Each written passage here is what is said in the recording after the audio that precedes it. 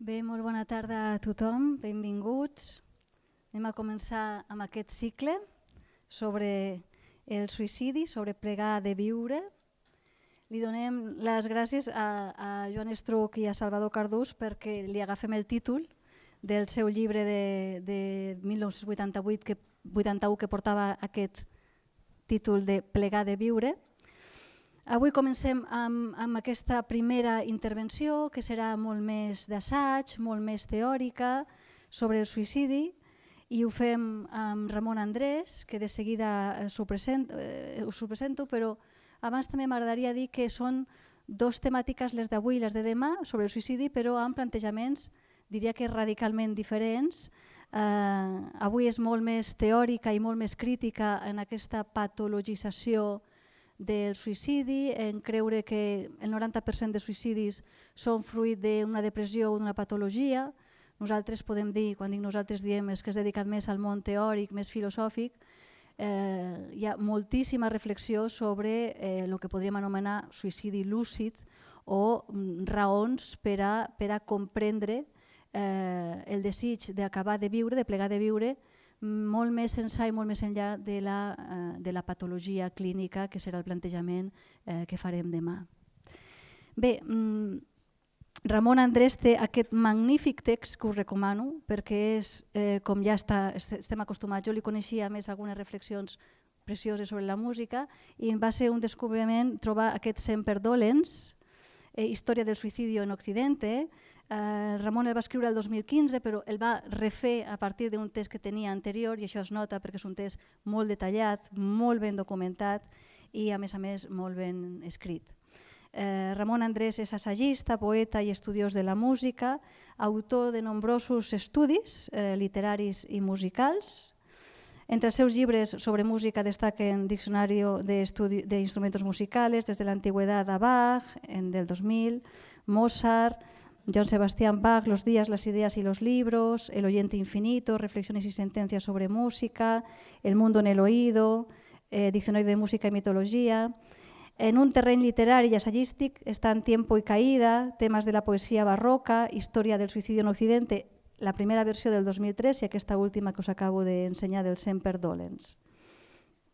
I després en els escrits místicos sobre el silencio, No sufrir compañía, i entre els seus llibres de poemes, La línia de les coses, L'amplitud del límite, a més de l'obra aforística Los extremos i també alguna antologia poètica al romanticisme espanyol.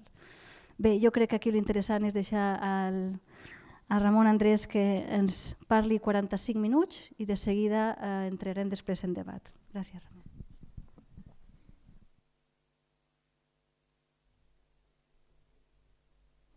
Buenas tardes. No sé si se oye bien. ¿Así? Gracias por su presencia, gracias también por la invitación.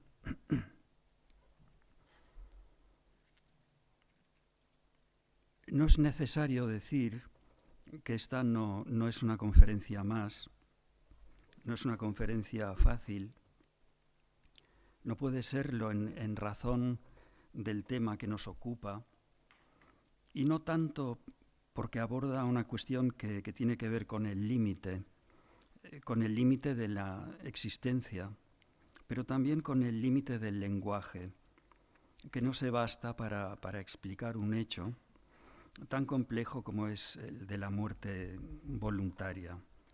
Si es que todavía hay algo de voluntario en una sociedad sometida a una continua automatización de los mecanismos mentales.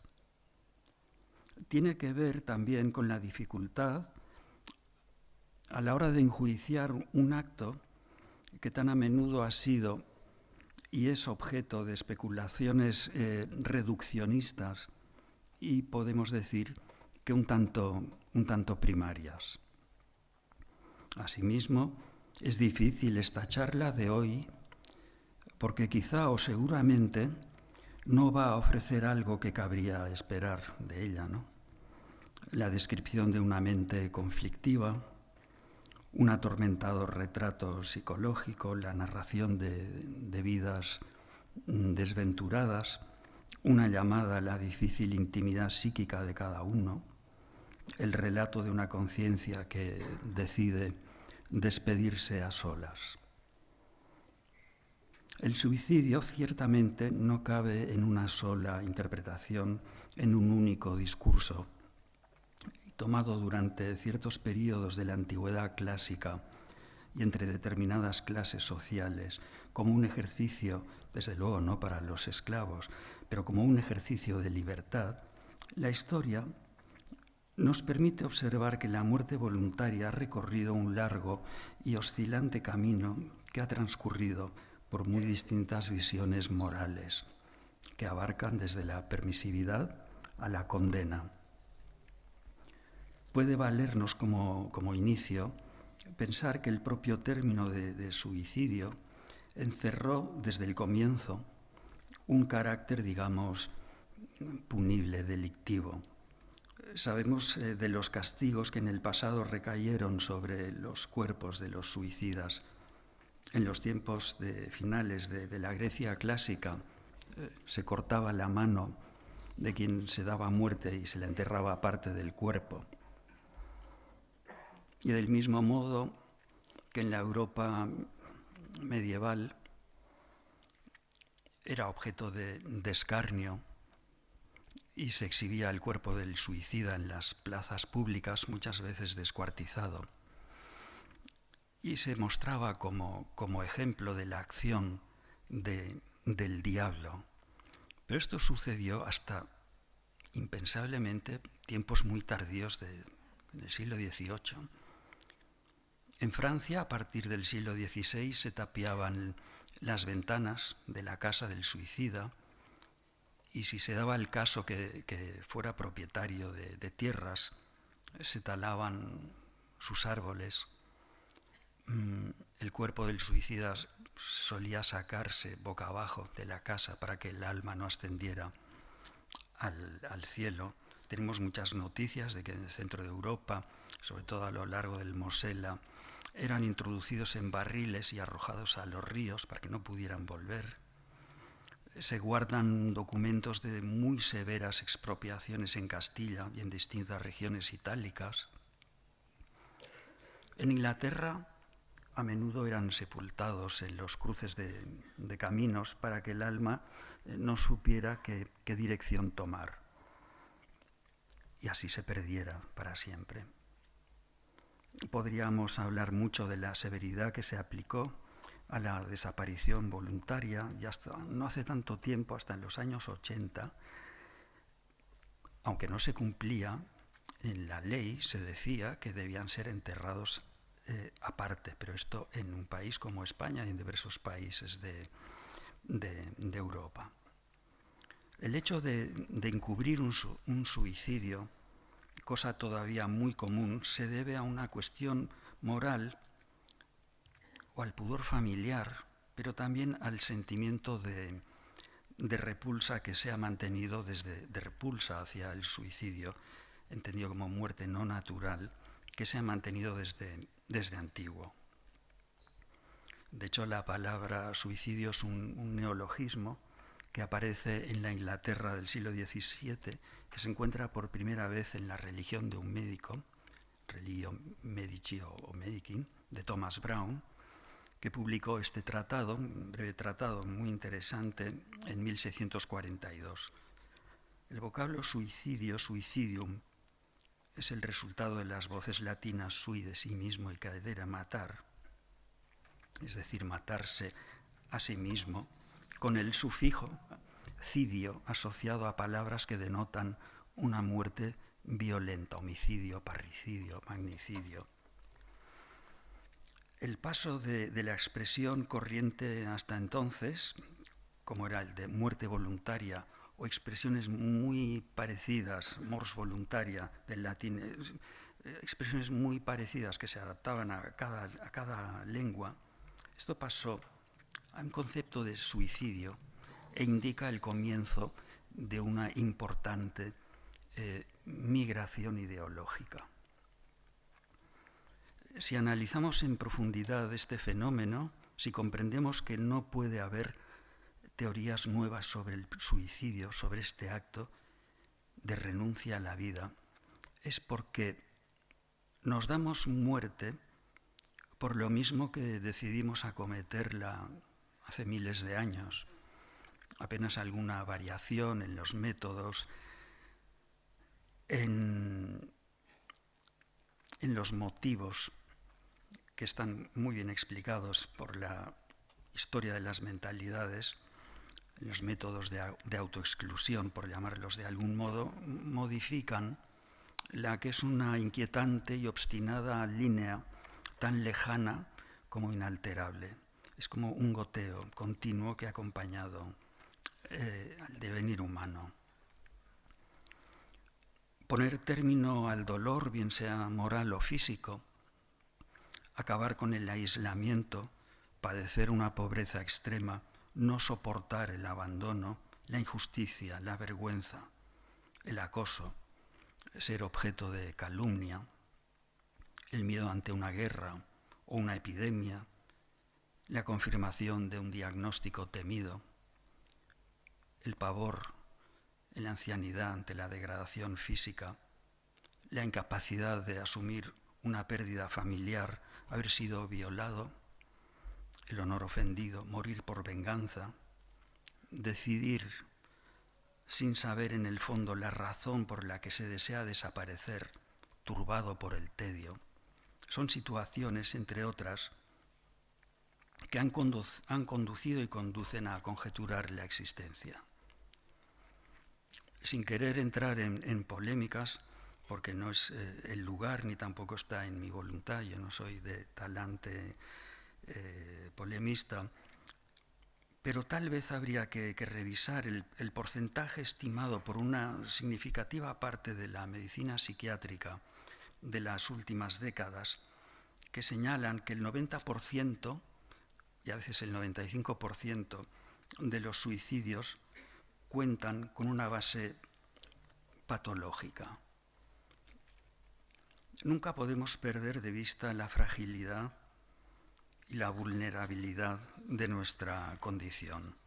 Que el ser humano posea un marcado componente neurótico, evidente ya en su comportamiento desde la aurora de los tiempos, no significa que su existencia deba contemplarse bajo el estigma de la enfermedad. Se trata de una conditio, de una condición, no de una patología.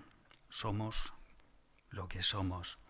Pensar lo contrario, como hizo notar lúcidamente Jaspers hace ya bastantes décadas en una obra como Clarificación de la existencia, resultaría reduccionista e intelectualmente rudo.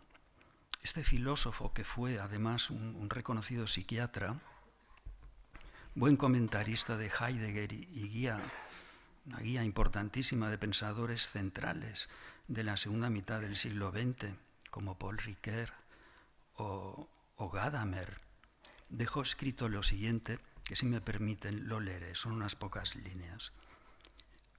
Dice en Clarificación de la existencia: lo más sencillo parece ser admitir una enfermedad mental.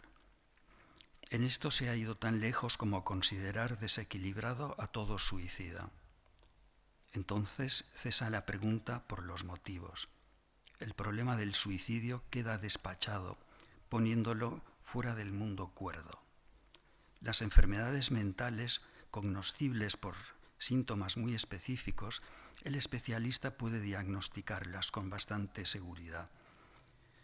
Pero sobre una correcta base de los datos estadísticos, hay que admitir que solo 1/3 de todos los suicidas en nuestro tiempo son enfermos mentales.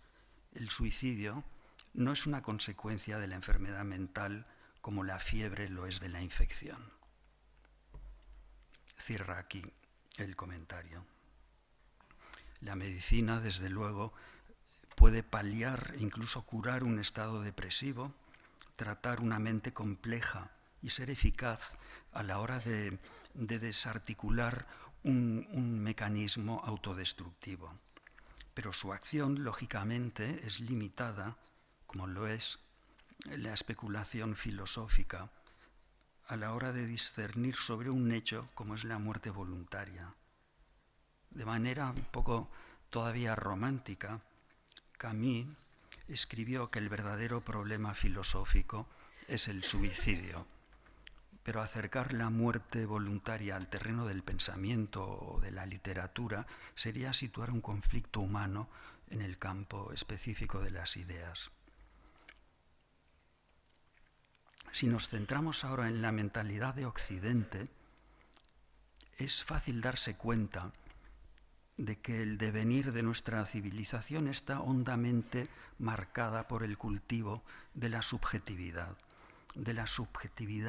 de cada uno encerrado en una esfera autorreferencial, y eso ha hecho que el individuo colisione con un afuera a menudo vivido como antagónico, como inhóspito. La religión, la forma de organización social, los estragos de un capitalismo mal aplicado que ha provocado un desgaste extremo en la población, las corrientes ideológicas, políticas y también filosóficas, particularmente el estoicismo, el neoplatonismo y más tarde en plena modernidad, las ideas utópicas y las regidas por un signo hegeliano y existencialista, han reforzado y fomentado hasta unas cotas que son realmente insólitas este choque entre el exterior y el interior de uno, cuya consecuencia se manifiesta sobre todo en una infravaloración del mundo, que es vivido como insuficiencia. El malestar pasa precisamente y de manera llamativa por la acentuación de esa incompatibilidad con el mundo.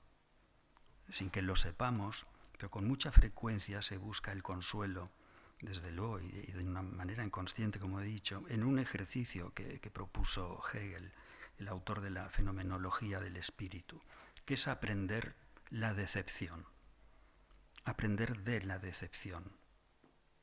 Es decir, aprender a no esperar grandes cosas, que son las que en general mueven el horizonte de los seres humanos. Si debemos lograr ser maestros en la tarea de decepcionarnos, significa que alguien, o acaso una cultura entera y de paso nosotros mismos individualmente, decía que si debemos lograr ser maestros en la tarea de decepcionarnos es porque alguien ha sido capaz de construir en nuestra mente un deslumbramiento, un falso paraíso, la expectativa de un ideal, una utopía. El pensamiento especulativo tiende a asimilar el fenómeno suicida con el nacimiento de la conciencia, es algo bastante obvio, aunque no del todo. Como en un pasado remoto se advirtió la conexión entre el coito y la concepción. La paleoantropología desvela nuestras fracturas y una profunda e inmemorial complejidad.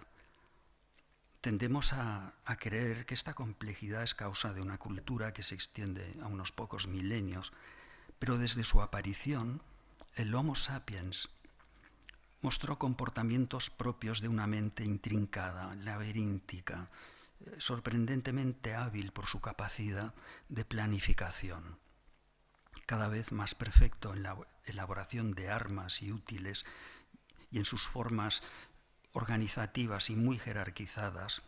Hubo un momento en que se sintió apto para dominar el territorio en que debía subsistir y afianzar su continuidad y la de los suyos.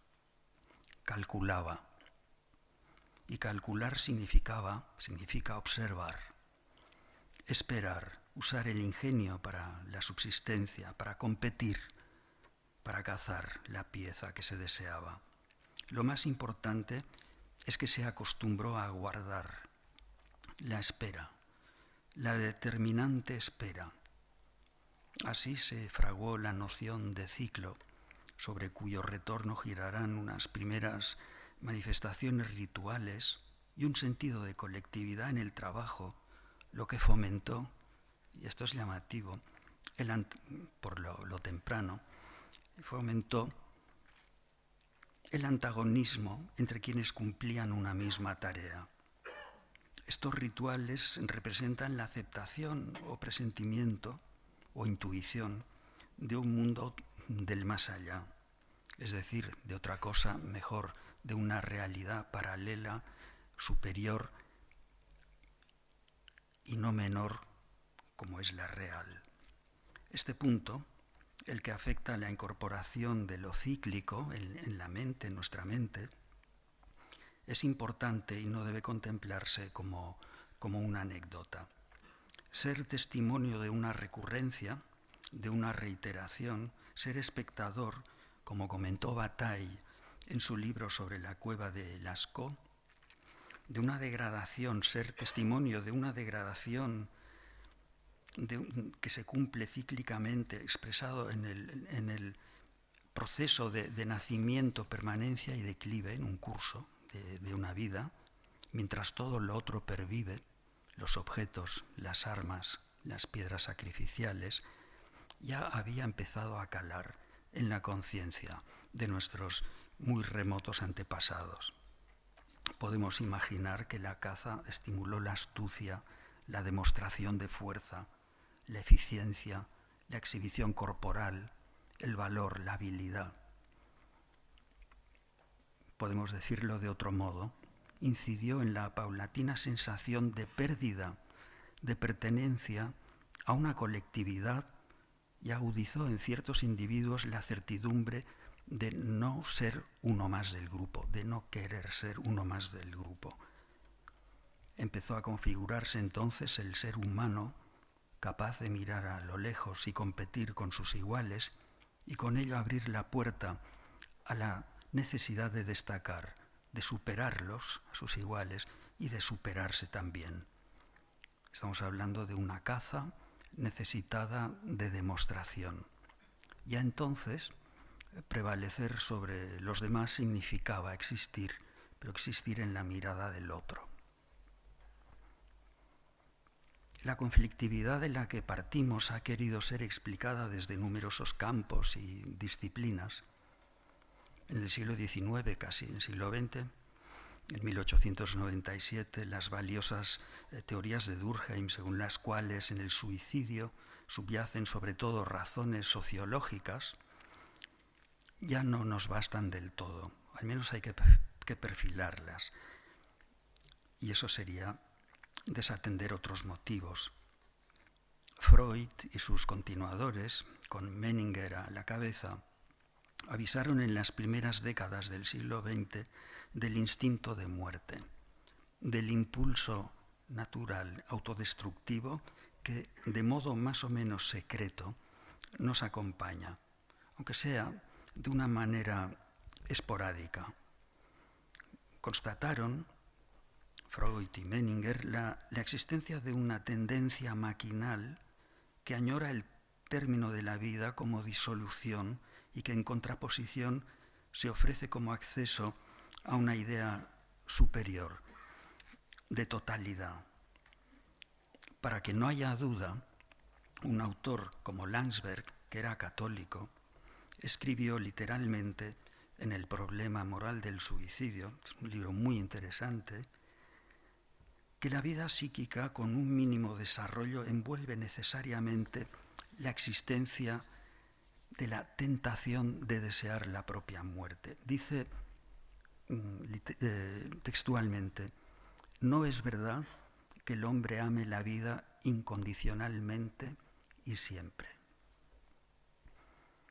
Quien dispone de la propia muerte dispone de sí mismo en toda su radicalidad. Es entonces integralmente poder, tal como lo había planteado Blanchot. En realidad, esta necesidad de actuar como un demiurgo, como un poder que controla lo que uno es y de paso vigila al prójimo, se encuentra en el núcleo de nuestra constitución mental. Es asombroso comprobar, por ejemplo, los paralelismos existentes al respecto en cualquiera de los periodos de nuestra civilización, ya sea en la antigua Grecia, en Roma, en los primeros tiempos cristianos, camino de la Edad Media, y no digamos, sobre todo, el momento en que el individuo quedó más o menos perfilado de un modo semejante al nuestro, es decir, en los tiempos humanistas del Renacimiento, esos tiempos que supusieron una exaltación, una afirmación y una exaltación del yo. En aquel entonces, ya a las puertas de la modernidad, se manifestó explícitamente este problema como un duro enfrentamiento de poderes, como una liza por defender territorios que cuentan con unos opulentos propietarios, como son ese yo, los otros, lo otro, tú, ellos, ese prójimo desdibujado, como decía Levinas. Y ya que hemos hablado de tiempos anteriores, no sobra decir y puede llamar la atención que entre los muchos casos de suicidas que figuran en el Antiguo Testamento, ni uno solo es objeto de censura. Ni siquiera en el Nuevo Testamento, el conocido y célebre ahorcamiento de Judas se contempla como una injusticia contra la divinidad, sino todo lo contrario, es un castigo merecido, ejemplar. Pese a todo, como había sucedido en la Grecia de Aristóteles, abandonar la vida fue en líneas generales motivo de una dura reprobación.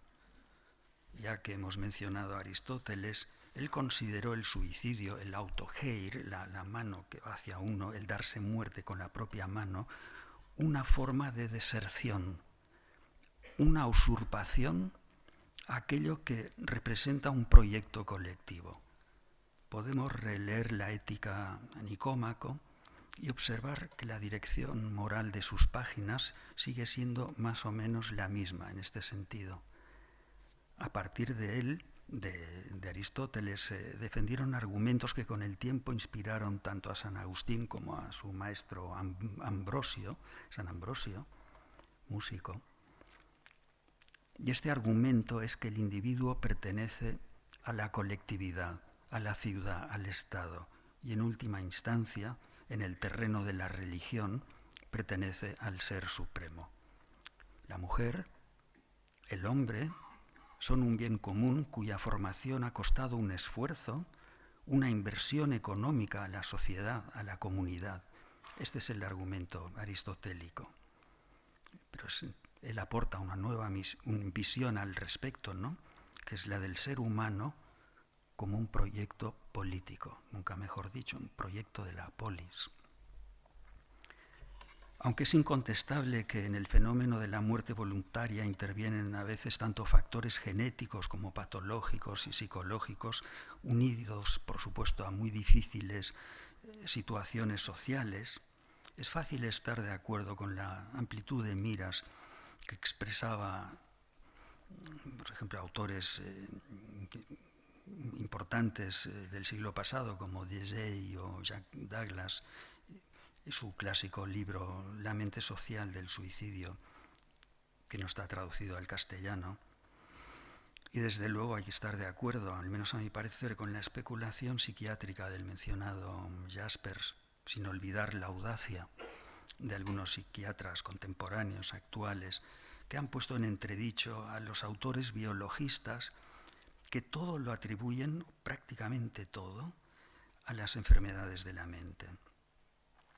Ante el hecho suicida, psiquiatras como John Main, que es jefe del Departamento de Neurociencias en la Universidad de Columbia de Nueva York, o Kay Redfield Jamison, autora también de un libro no publicado interesante, aseguran en sus estudios llevados a cabo en torno a este problema, se percibe, ellos comentan, una presencia inequívoca de una patología psíquica severa, al menos de un 90 o de un 95% de los casos. Sin enfermedad mental es rarísimo que se produzca un acto suicida, comentan. Según los datos recabados por esta última doctora especialista en los trastornos bipolares, se concluye que los afectados de depresión presentan una probabilidad de suicidio 20 veces superior al resto. Desde luego parece que es así, pero habría que preguntarse, sin embargo, si esta población psíquicamente inestable, como la define, y hablando en términos generales, lo es porque efectivamente obedece toda ella, absolutamente, a diferentes patologías, o también porque las causas deben relacionarse con las quebraduras, esas quebraduras propias de la condición humana, sometidas siempre y ahora de una manera, por lo que estamos viendo, incontrolable, a la erosión de una realidad violenta y en muchos aspectos aniquiladora.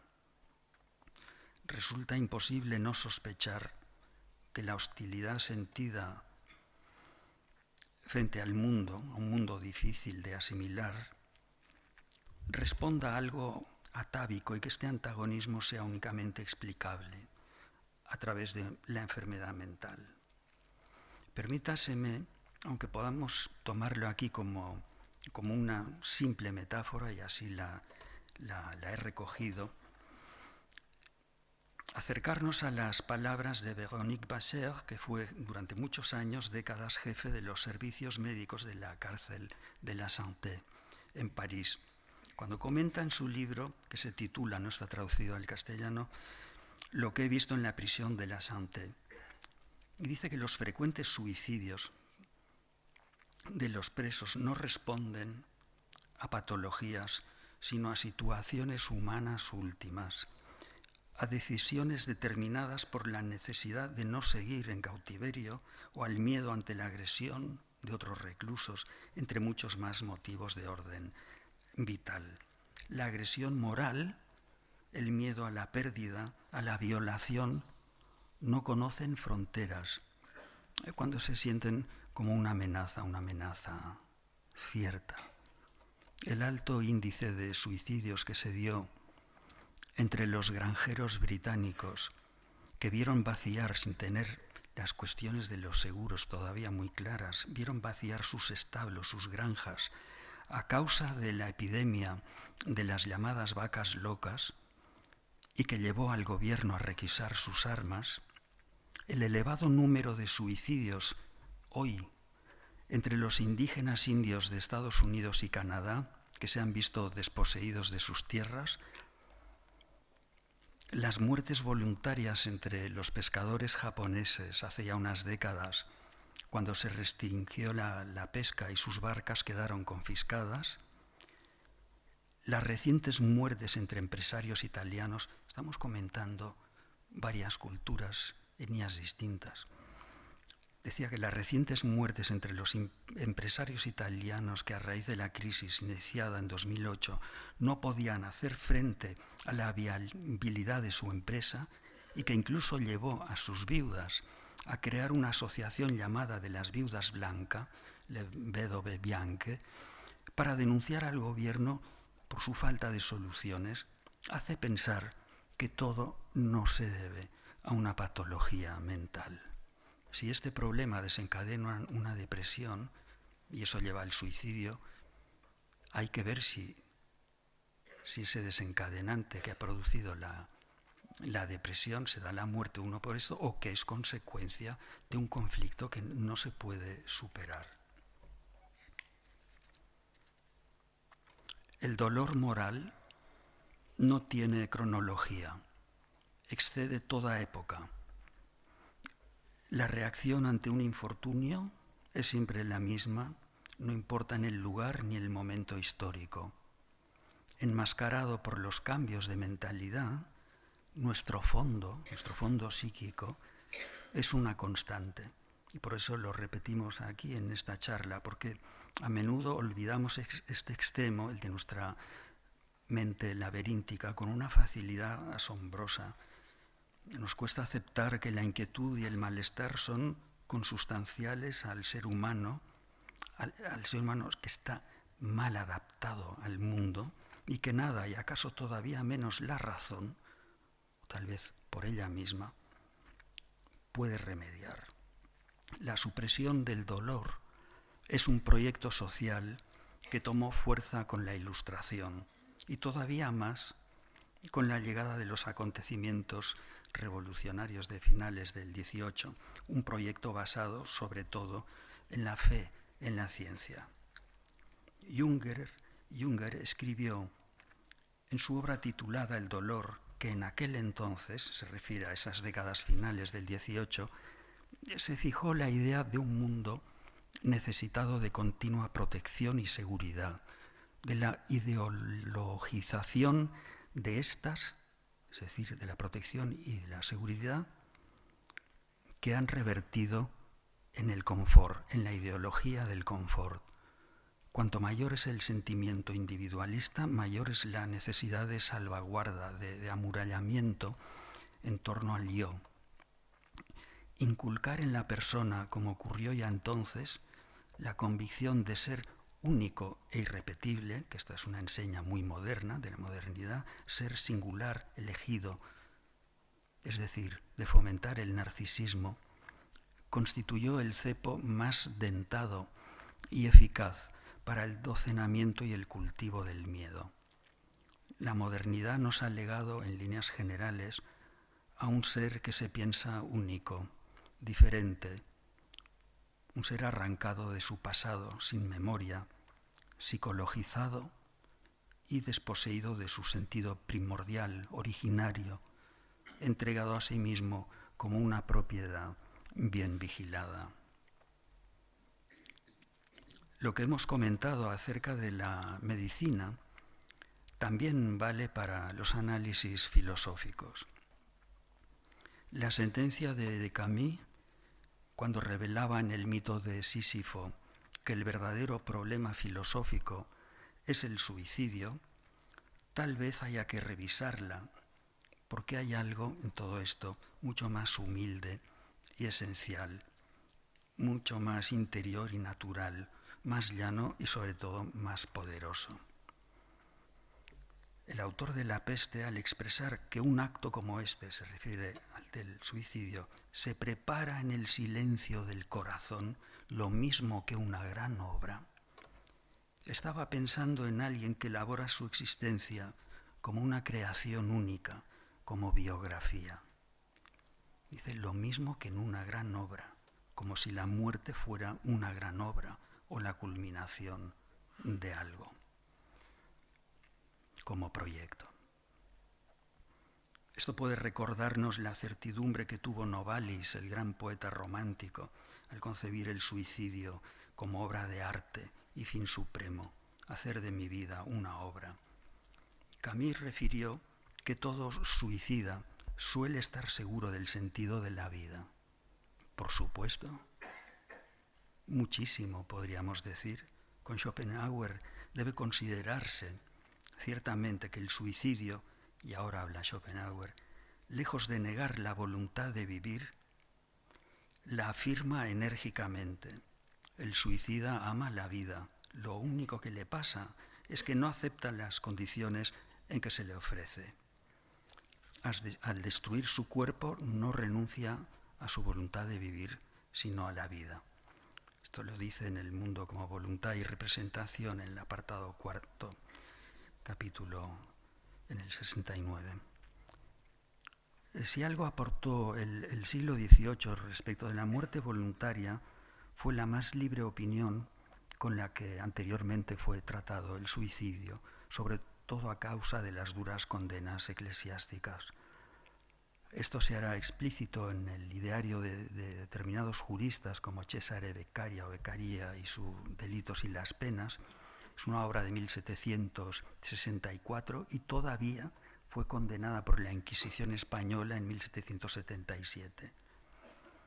Antes, Montesquieu, en El espíritu de las leyes, que es un poco anterior, 1748, había criticado sin rodeos la legislación regulada contra los suicidas, ya que decía, no se puede culpar a nadie de la causa de sus penas. Y asegura que es preciso derribar las leyes para cambiar el Estado porque éstas mandan más que los hombres. coincide con las fechas de estos autores un hecho sustancial, aunque aquí nos sirva únicamente como ejemplo: la necesidad de ocultar la muerte, de obviarla. Somos hijos de la anestesia, no soportamos el dolor, no soportamos la muerte, nos referimos a la muerte en general. Fue entonces cuando el ser humano se asoma a la modernidad, a finales de ese siglo XVIII, cuando los cementerios fueron trasladados extramuros, fuera de las ciudades, extramuros, y eso prácticamente en toda Europa. Además de una medida de higiene, reflejaba el deseo de alejar la muerte, de conjurarla con la distancia. Su negación, o por lo menos la necesidad de ejercer dominio sobre ella, fue cada vez más notoria, un asunto casi de Estado. Es importante pensar en esta imperiosidad de negarla, y mucho más si se afronta de una manera voluntaria. Kant sostuvo que vivir es un deber, dado que la vida supone una fuente de actos morales. En 1785, estando en Königsberg, como ayudante de bibliotecario del castillo, defendió que la moral residía sobre todo en hacer un buen uso de la razón. Luego el suicidio, ya que niega esa fuente de actos morales, atenta a la dignidad de la persona y le priva del ejercicio de la moral. Dice Kant. En un fino comentario de Félix Duque, en La estrella errante, ha argumentado que Kant tuvo el convencimiento, y ahora abro comillas, que para Kant tiene el convencimiento de que solo tiene valor ético el mortal que, despreciando con razón la vida, sigue viviendo por deber y contra su propia inclinación. En definitiva, el hombre ya de siempre, asintomáticamente muerto in aeternum, vivo sin vivir en él. Cuando el filósofo alemán Kant menciona la lucha por librarse de los males que asaltan a los humanos, manifiesta que ningún medio, absolutamente ninguno, es lícito para salir de la existencia.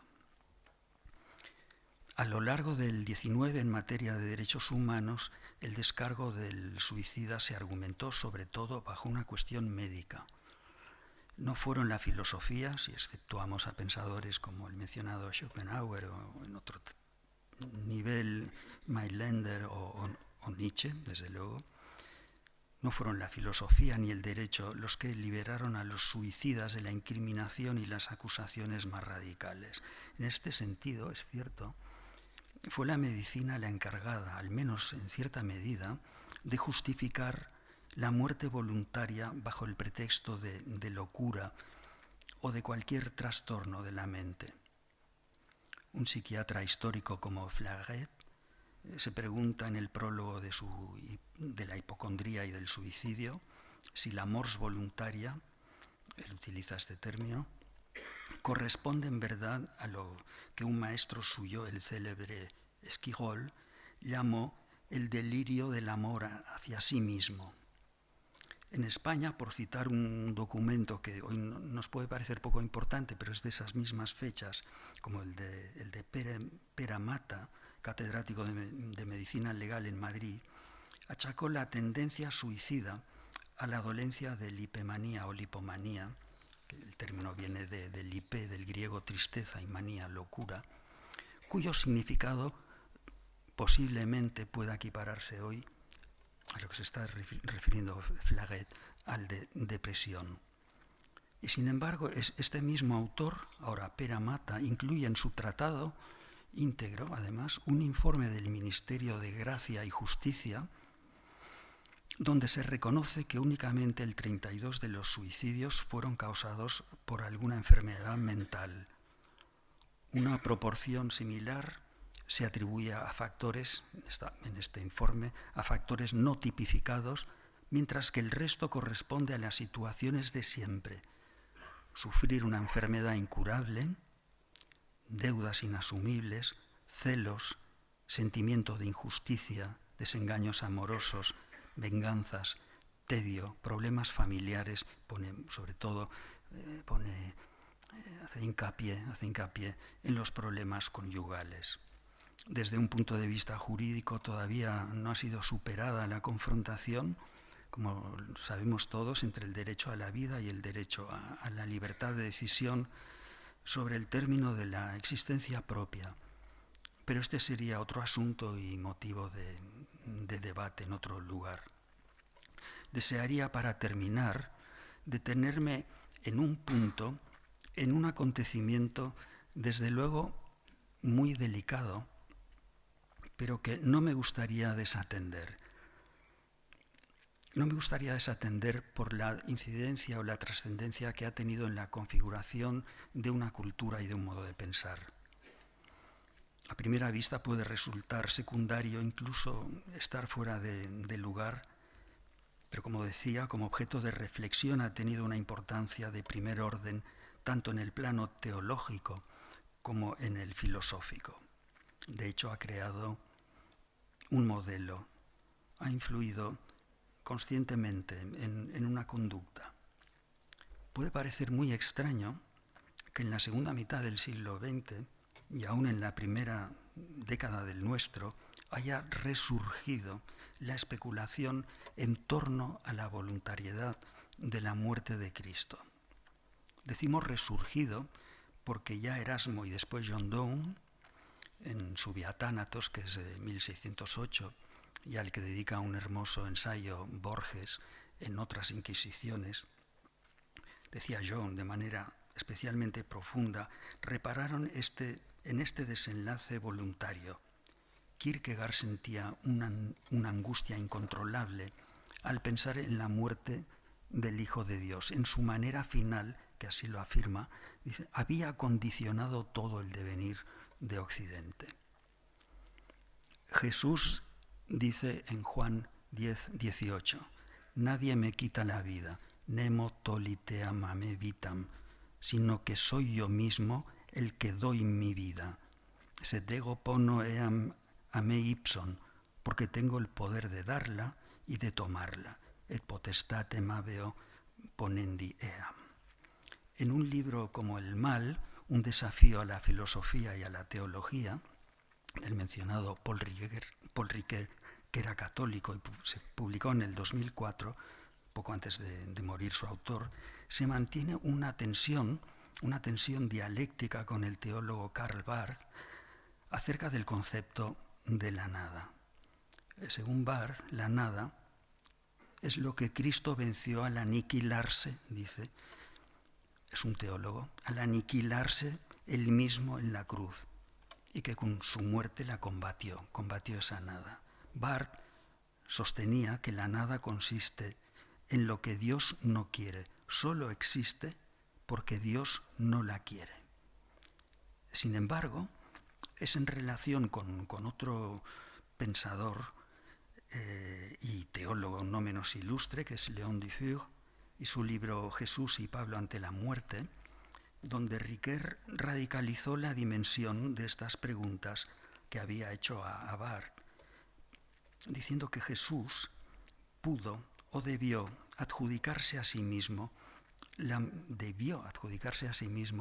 muerte trágica de los profetas, una muerte violenta y anunciada, un hecho coherente con la teología sacrificial y, por supuesto, en consonancias que suscriben lo necesario de una muerte o de un morir para o de una disponibilidad para, él lo llama el acontecimiento.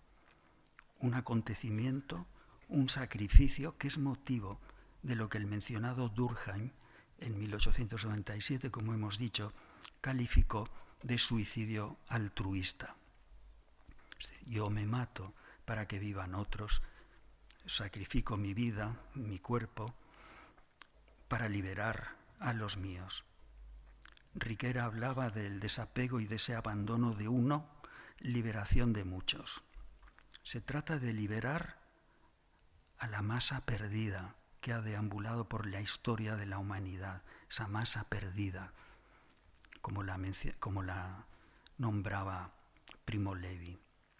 Pero eso no es todo, porque también Jaspers, en las cifras de la trascendencia, refiere la muerte de Cristo sufrida voluntaria e inocentemente, como una manera de purificación del devenir, una catarsis que significa purificación, aunque a su vez, y un tanto a la manera en que lo hiciera Kierkegaard, signifique o comporte una carga humana imposible de sobrellevar, a saber, la fatalidad de asociar la muerte a algo supremo.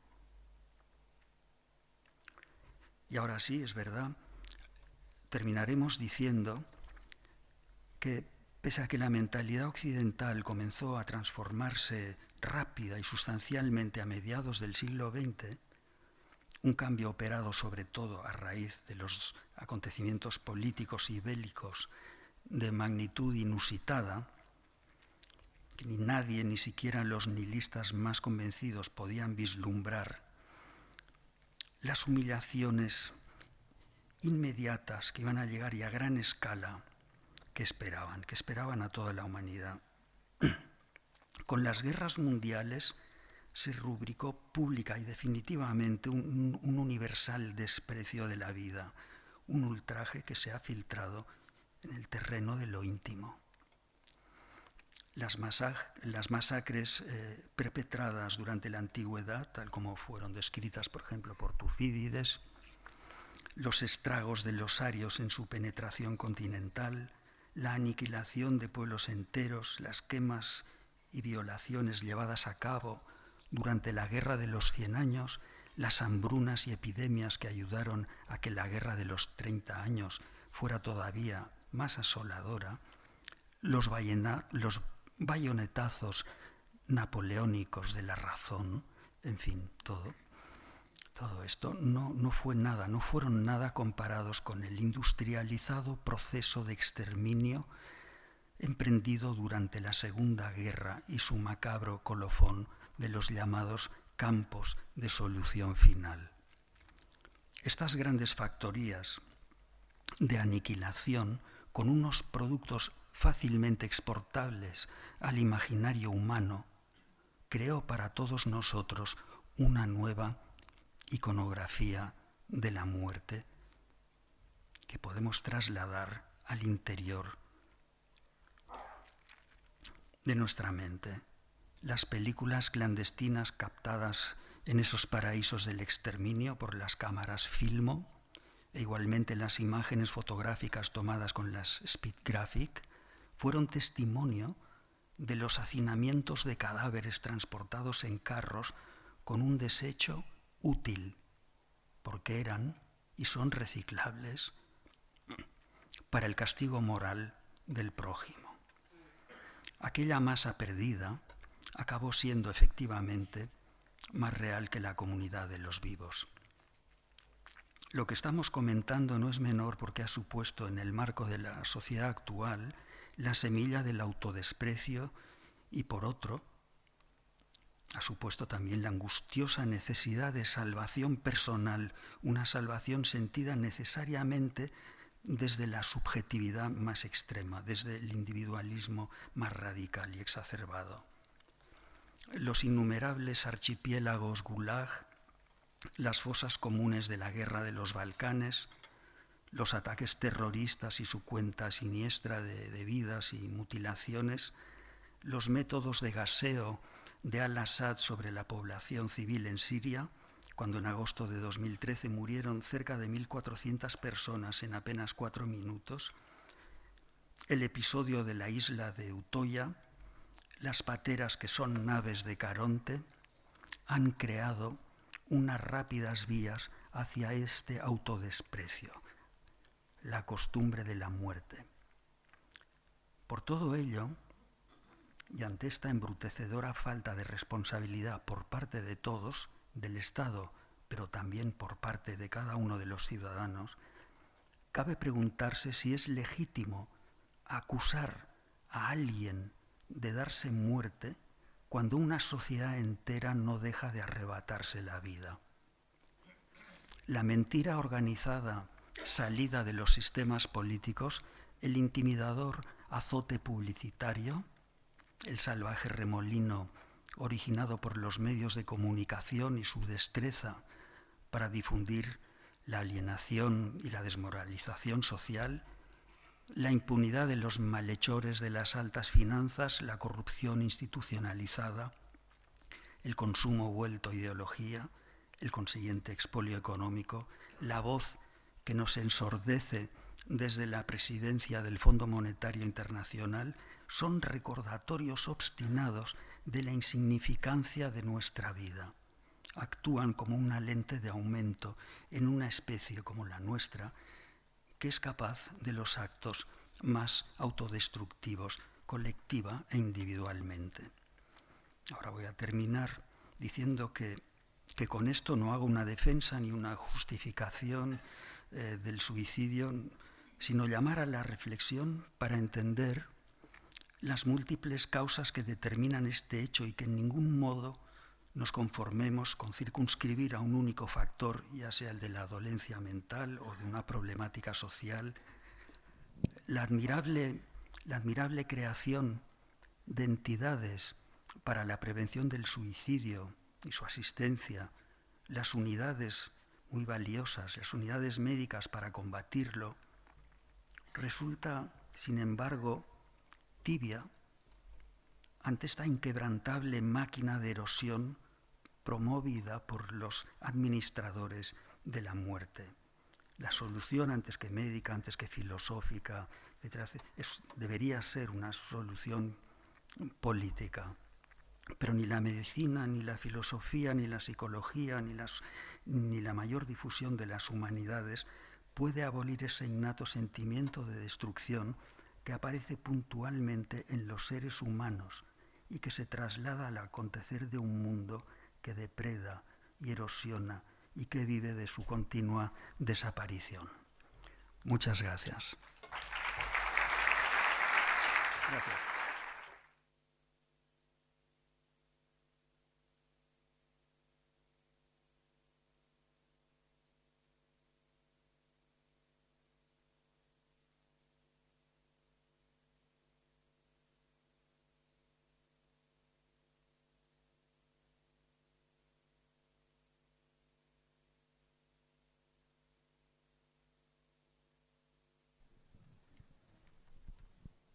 Hola, ahora sí, gracias. Gracias, Ramón, por la magnífica exposición. Déjame hacerte una primera pregunta y mientras el público va haciendo reflexión sobre cuáles te harán. Por un lado, me parece que al querer cambiar el nombre, porque el nombre y las cosas, las palabras y las cosas son importantes cuestiones, y pasar de llamarle suicidio a como muerte voluntaria, es como reconocer que hay razones, ¿no? Que el suicidio no es solamente una sinrazón, una pérdida de razón o una cuestión de patología, sino que hay razones, ¿no? Yo incluso, y esta sería mi pregunta, porque recuerdo, por ejemplo, los estoicos llegaron a reconocer un suicidio lúcido. No únicamente que no son razones patológicas, sino que hay razones, e incluso buenas razones, que no vienen únicamente del dolor, sino a veces de un acto de afirmación personal último, pero es, al menos yo no comulgo con eso, ¿no?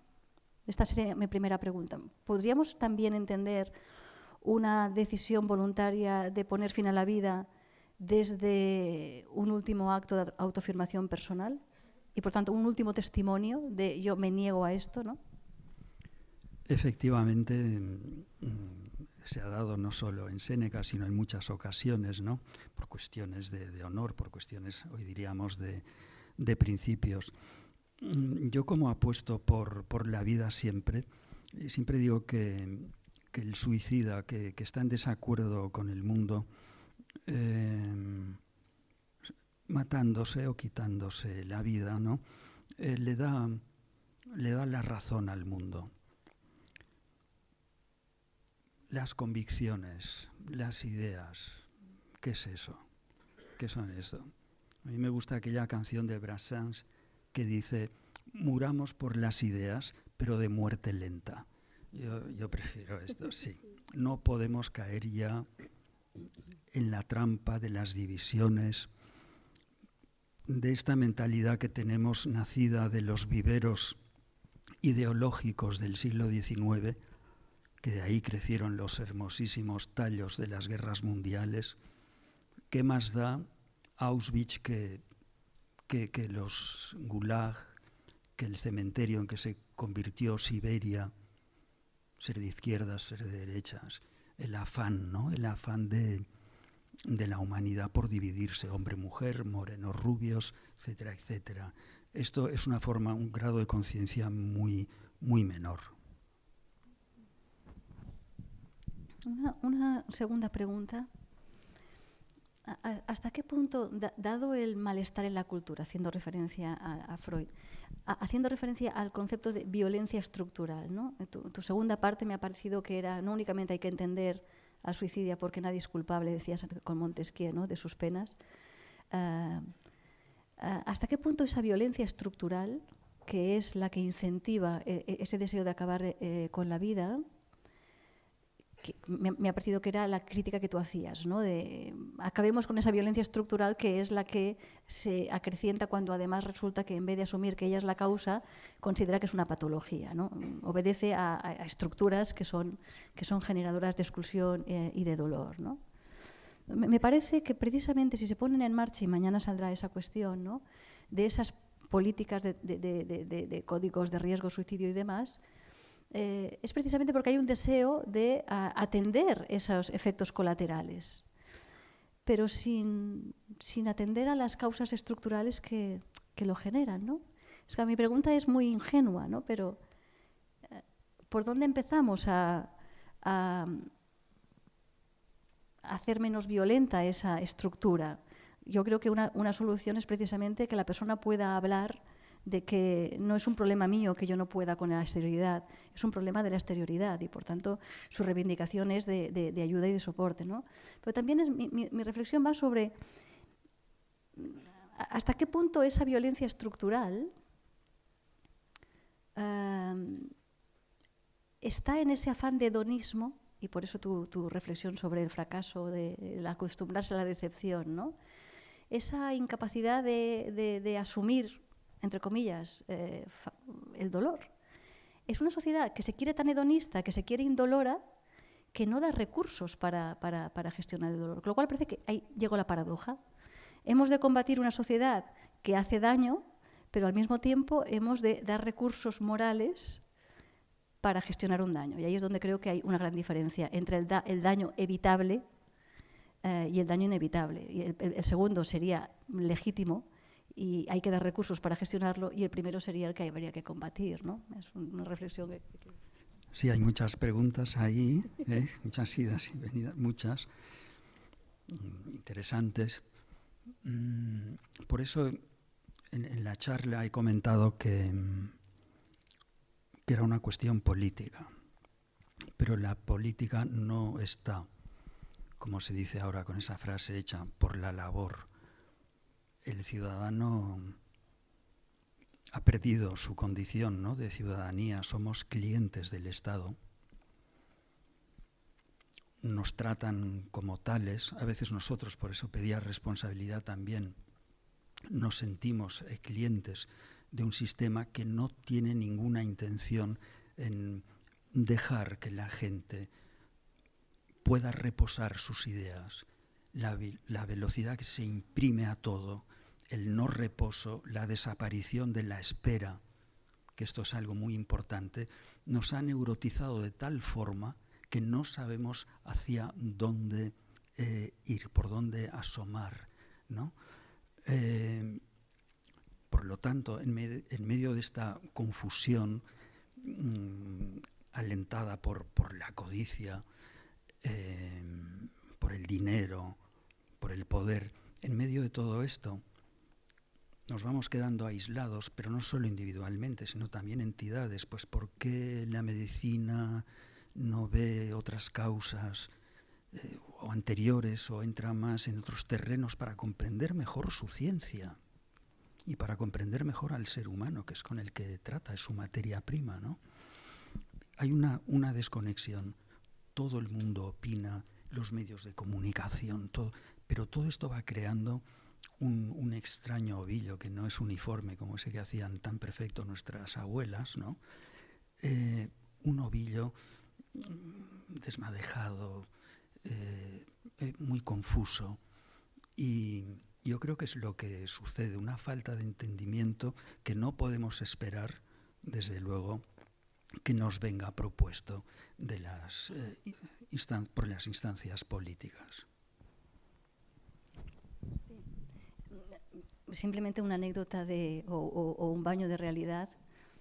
A veces cuando te encuentras a los servicios sociales asistiendo a gente muy vulnerable, entran en una discusión un poco kafkiana de esta persona tiene un grave problema de salud mental, está en situación de calle, de muchísima precariedad de todo tipo, y la discusión ¿es un problema social o es un problema de salud mental?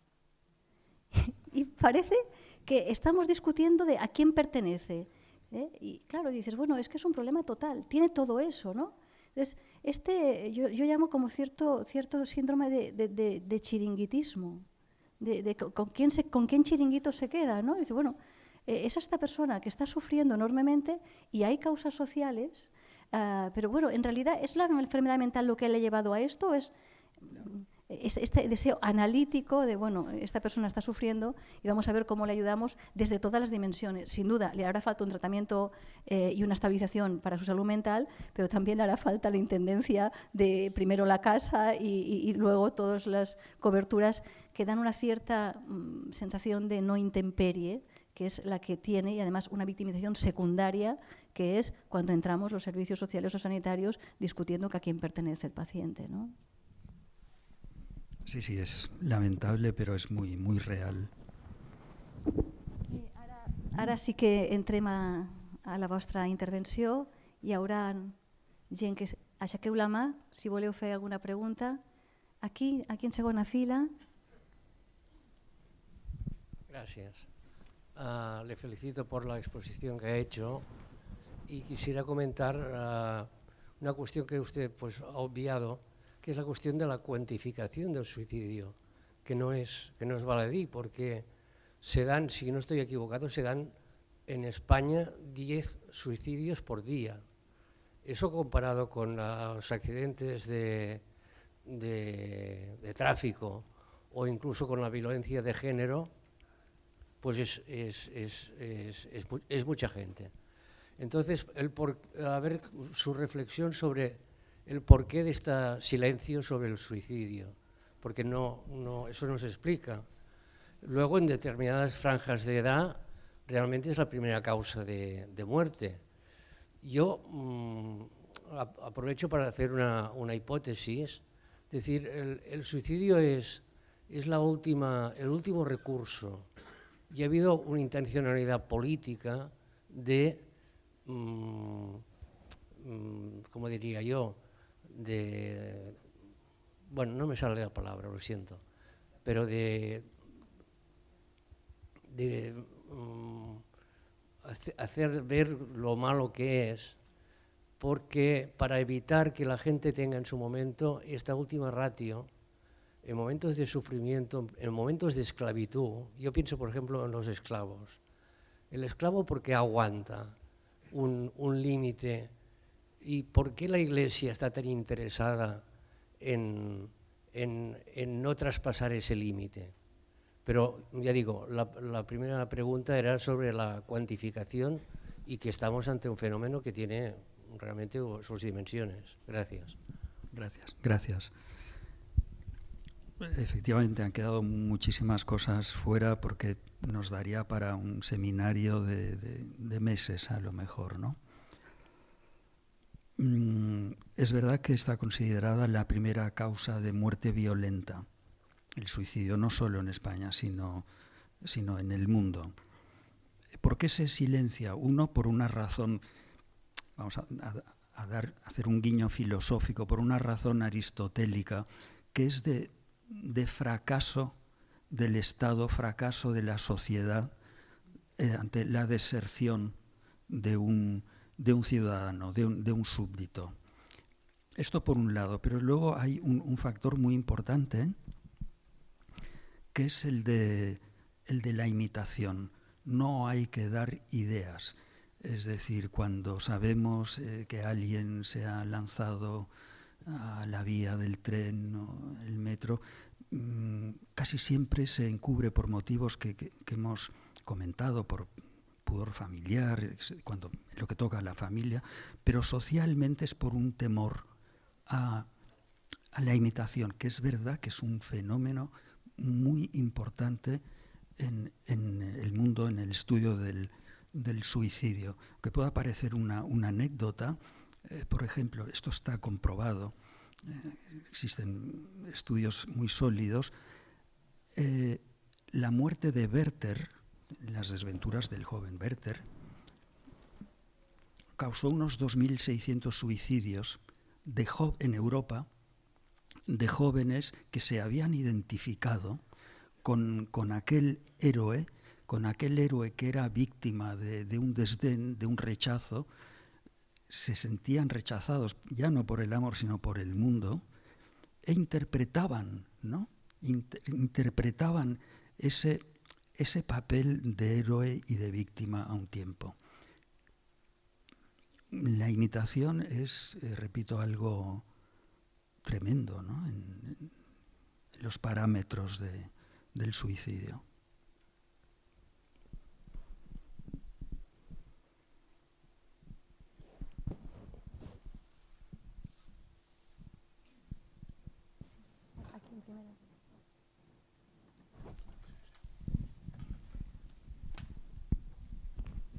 Hola, bona tarda. Estamos aquí unos cuantos actores del Teatre Lliure que estamos ensayando la obra Ivanov. Y nos haría ilusión que nos diese usted un poco la visión de este famosísimo suicida de Chekhov, teniendo en cuenta que Chekhov tenía 27 años cuando escribió esta su primera obra, teniendo en cuenta que era médico, y seguro que usted debe conocer, tratándose de este tema, el caso de Ivanov. Gracias. Todos estaremos muy atentos. Ahora nos ha asustado un poco con eso del ejemplo, ¿eh? Esperemos que no cause efectos. Sí, como sucede en todas las literaturas, digamos, del este, en las literaturas europeas, hay una visión bastante moderna del suicidio. Hay una gran tentación siempre en el suicidio del que habla Chekhov o del que habla Dostoyevsky.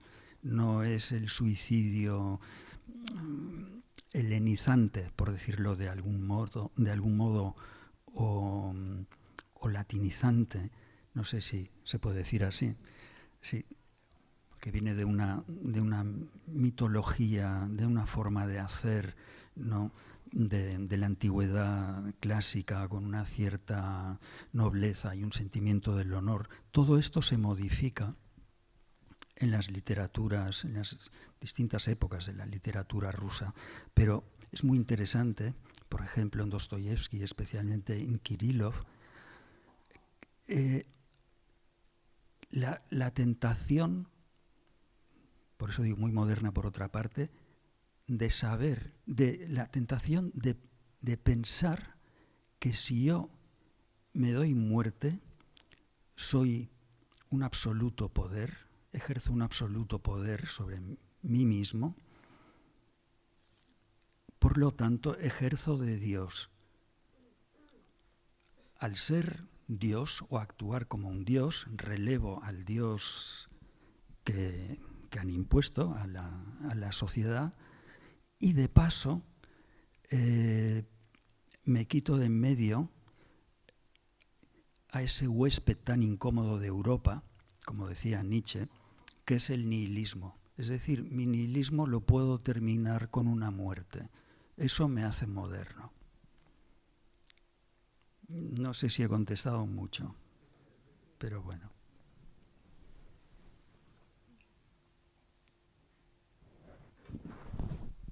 aquí a primera.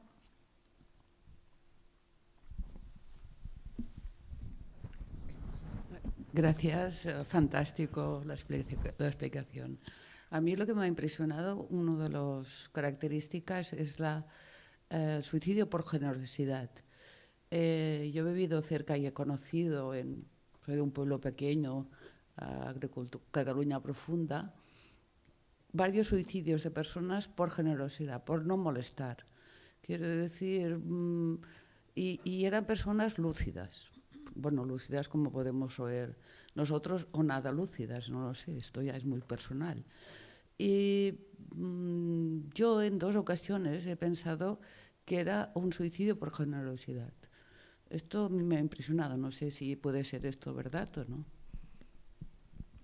Sí, no conozco las circunstancias que usted menciona, pero podría darse, y eso nos demuestra que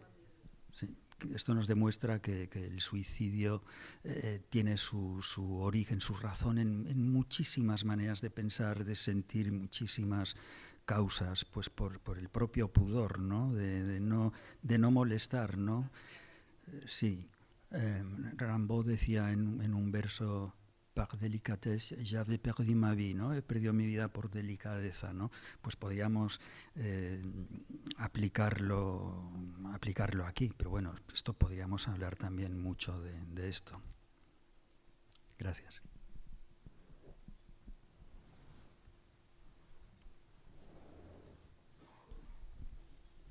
Hola, buenas tardes. Una exposición muy brillante, muy académica, muy occidental. Hoy me parece que entierran o han enterrado esta mañana a Salvador Paniker. Y uno de los pensamientos filosóficos de él es el derecho a morir dignamente, el derecho a la libertad de morir como te apetezca, ¿no? Y realmente es una visión muy moderna cuando él la expuso. Pero lo más interesante es que él unía las 2 visiones filosóficas. La occidental, que es la que ha expuesto usted, con una brillantez increíble, y luego la oriental, que es la que no conocemos, o conocemos muy poco, ¿no? Y haciendo referencia al comentario de la compañera, de la señora, hay una película de Imamura, de un japonés, que se llama La balada del Fujiyama. Sí, me parece que no lo he dicho bien, no me acordaba, que es una película preciosa donde se practica el infanticidio y el suicidio para subsistencia de la comunidad. Claro, sales del cine porque no estamos acostumbrados en Occidente. Pero yo pienso que la visión oriental que nos dio Paniker es muy interesante en un momento tan globalizado como el que estamos, ¿no? Occidente piensa de una forma y Oriente nos complementa. Creo, vaya. ¿Usted qué opina? Bueno, pues no puedo estar más de acuerdo con usted. Primero porque Oriente me interesa muchísimo, muchísimo. Pero claro, nos tenemos que ceñir a una argumentación que es la que padecemos aquí, ¿no? A una argumentación sobre una forma de suicidio que es la que padecemos aquí. Todo esto nos llevaría, por ejemplo, a hablar de la diferencia que hay en el concepto de tiempo en Oriente o en Occidente. En Oriente no entienden esta manera de tiempo lineal, en esta carrera sin fin para cumplir una biografía, como una competición contra los demás y lo que es peor, ¿no? Lo que decía Nietzsche, para ser superior a lo que uno es decir, batirte contigo mismo. Claro, esto es una fuente de neurosis, de infelicidad, de dolor y de frustración muy difícil de asumir. El tiempo en Oriente es circular, no es lineal, como lo es la música también en Oriente. Es sobre todo circular y en sus pensamientos no tienen esos apoyos en lo que es Cronos, ¿no? Por tanto, la muerte voluntaria toma ya una dimensión muy distinta, muy distinta. También nos llevaría a hablar mucho, pero claro, tenemos que aprender mucho de Oriente. Y Oriente también algunas cosas de Occidente. Porque siempre nos echamos piedras, pero lo bueno sería eso, complementar, ¿no?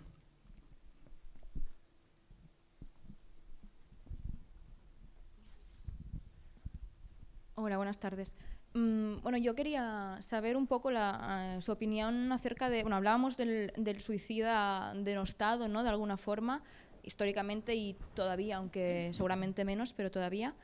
Y, por otro lado, bueno, desde hace unos años y cada vez más, vemos también el suicida, bueno, hablando del fanatismo religioso, ¿no?, el suicida que usa el suicidio como una forma de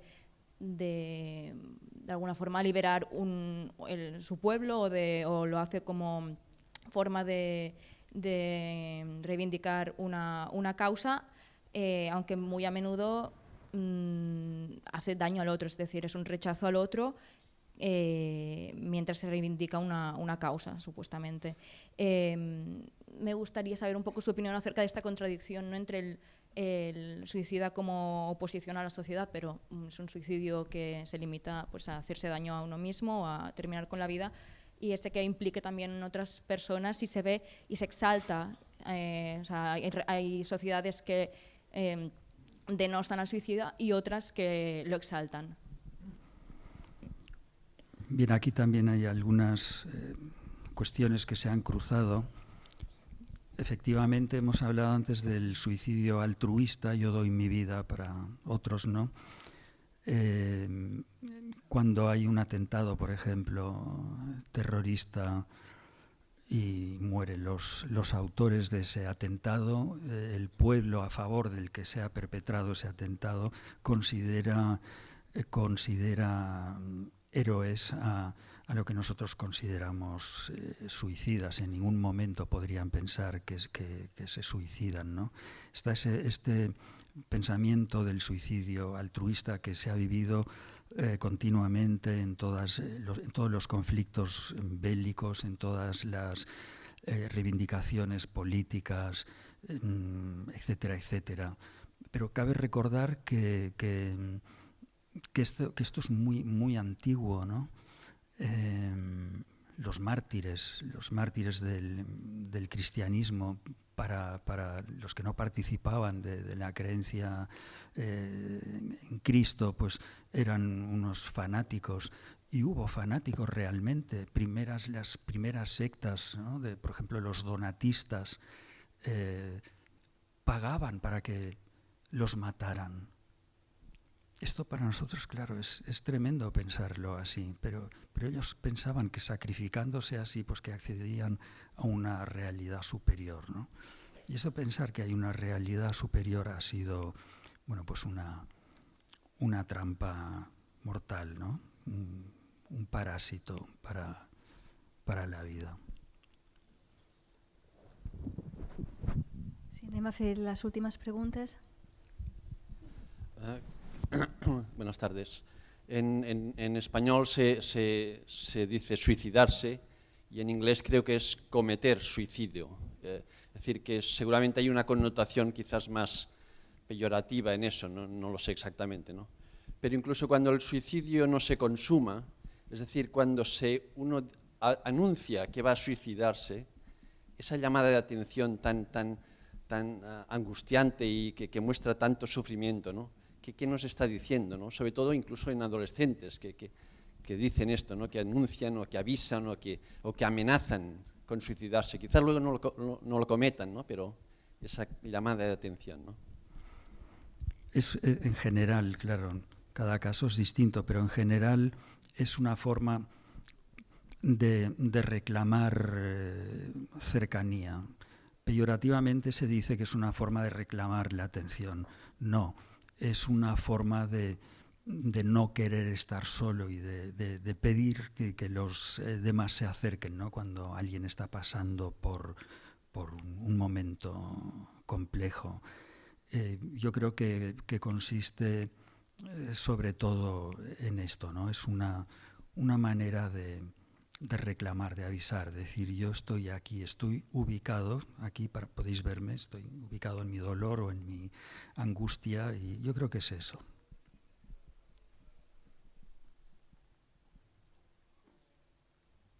Hola, buenas tardes. Ante todo, agradecerle y felicitarle por su magnífica exposición. Yo hablo en nombre de las personas que hemos tenido la desgracia de vivir un suicidio. Soy la presidenta de la asociación Después del Suicidio, Asociación de Supervivientes. Y sí que estoy de acuerdo con usted, estamos, en nombre de la entidad que represento, con usted, de que es un mito y una falsa creencia el pensar que detrás de toda muerte por suicidio hay una enfermedad mental. Y esto es una falsa creencia, un mito, que nosotros hemos recogido en una publicación que está colgada en nuestra web sobre las falsas creencias y mitos que hay hoy en torno a la muerte por suicidio. Y quizás provenga, y yo voy a hacer una pequeña aportación simplemente, del fallo del método para conocer el fenómeno. Acogiéndonos un poco a la conclusión del fantástico estudio de la plaga de viure, porque todavía, aun siendo de los años 80, es un magnífico estudio sociológico y cuyas conclusiones son aún vigentes. Ellos, los autores, Salvador Cardús y Lluís Estruch, decían que las estadísticas nos sirven para conocer el fenómeno, pero no nos dan conocimiento sobre el suicidio. Y posiblemente las estadísticas nos siguen dando este conocimiento todavía un poco sesgado del fenómeno que es el suicidio en nuestro país, que estamos en 3.602 muertes por suicidio. Ha bajado un poquito respecto a las estadísticas del año pasado, pero es que, claro, son 3.000 muertes por suicidios así declaradas versus 15.000 muertes por causas externas. Nosotros a la asociación nos llegan muchas personas y nos confían en muchas personas que tienen la duda que la muerte de su familiar haya sido realmente un accidente o un suicidio. Hablando con forenses, siempre se debe dar la explicación menos dolosa, siguiendo el código romano, para la familia, con lo cual seguramente estamos hablando de una cifra muy superior a la que oficialmente se están recogiendo las estadísticas. ¿Por qué? Porque las estadísticas están recogiendo aquellos datos de personas en las que podemos tener una información donde siempre estamos buscando el por qué lo ha hecho, que nos pueda dar una explicación al acto que acabamos de vivir. Y desgraciadamente pues son personas en que haciendo una autopsia psicológica o simplemente yendo a una historia clínica sí que observamos que posiblemente estamos hablando de un trastorno mental que nos dé esta explicación. Pero claro, y yo estoy muy de acuerdo con usted, con lo que ha dicho, que esto es una explicación muy simplista en el sentido de que el suicidio es multifactorial, es terriblemente complejo en su abordaje, incluso, ya no digamos, en su entendimiento. Y si mejoráramos quizás este método, que no sé si nos ayudarían, pero yo creo que el fenómeno está ahí. Las estadísticas nos lo dicen, pero no son claros al respecto. Y esta es la aportación que quería hacer a su magnífica charla. Muchísimas gracias. Sí, ha comentado usted una cosa que es cierta. Los índices que tenemos no son reales. No son reales porque, como hemos comentado, se encubren por múltiples factores y efectivamente es mucho más elevado. Y por eso comentaba en la charla que es muy reduccionista y muy rudo, ¿no? Muy romo pensar o reducir que esto es. Siempre caemos en lo mismo, ¿no? Esto es una cuestión médica y ya está. Necesitamos clasificar, ¿no? El positivismo a veces pienso que nos ha destrozado ya definitivamente, ¿no? porque es muy complejo el suicidio. Hay muchísimas causas y hemos comentado que la mente humana es muy intrincada, es imprevisible muchas veces. Yo en la muchísima documentación que he manejado he encontrado un factor, un punto común con mucha reiteración, que es la repentina desesperación, de la imposibilidad de asumir con las capacidades, con la estructura mental de una persona, un hecho. Alguien que se levanta por la mañana con un amor tremendo a la vida, ha perdido a alguien o ha sufrido una profunda decepción y aborda este acto, ¿no? Blanchot dice algo que yo creo que es muy profundo, es muy hermoso y es muy lúcido, que todo el suicida que proviene de una desesperación que es repentina, de ahí la desesperación que se define por lo repentino, es porque el suicida piensa que la muerte no va a ser para siempre, que esa muerte no va a ser para siempre. No es la muerte final del cementerio la que busca. Y esto es instintivo totalmente. Y esto lo vemos la desesperación en la Edad Media estaba considerada un pecado, ¿no? La desperatio, ¿no? Está la desesperación de Giotto, que pintada en un fresco, con un diablo negro que le habla por el oído izquierdo, que está diciendo, ahí tienes tú merecido la desesperación y te has ahorcado, ¿no? Bé, una última paraula allà al final i ho deixem aquí. Aquí.